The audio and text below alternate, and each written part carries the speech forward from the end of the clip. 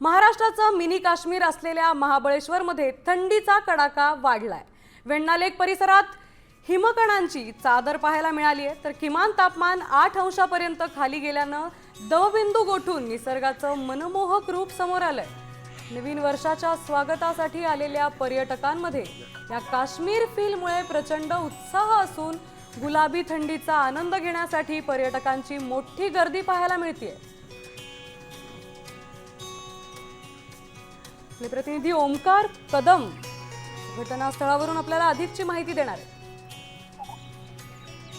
महाराष्ट्राचं मिनी काश्मीर म्हणून जी ओळख आहे, या महाबळेश्वरचं वातावरण आता एकदम आल्हाददायक झालेलं आहे। या वर्षी 31 डिसेंबर आणि नाताळच्या सुट्ट्यांचा जो सीझन आहे, त्यामध्ये पर्यटकांची मोठ्या प्रमाणात गर्दी इथे दिसते। आणि आज गेल्या 2 दिवसापासून हे तापमान खाली गेल्यामुळे साधारण 8 अंश सेल्सिअस पर्यंत तापमान हे दिवसाचं दाखवते। त्यामुळे पहाटे पहाटे वेण्णालेक परिसरामध्ये ही हिमकण गोठायची प्रक्रिया सुरू आहे। तसं बघितलं तर 2 वर्ष हे हिमकण गोठले नव्हते, त्यामुळे पर्यटकांना हा अनुभव घेता येत नव्हता। परंतु या वर्षी हे हिमकण गोठल्यामुळे आता पर्यटकांमध्ये उत्साहाचं वातावरण असल्याचं दिसतंय। नक्कीच, त्यामुळे आता महाबळेश्वरमध्ये आपल्याला बर्फाची चादर दिसून येते। पर्यटकांची ही मोठी गर्दी झाली।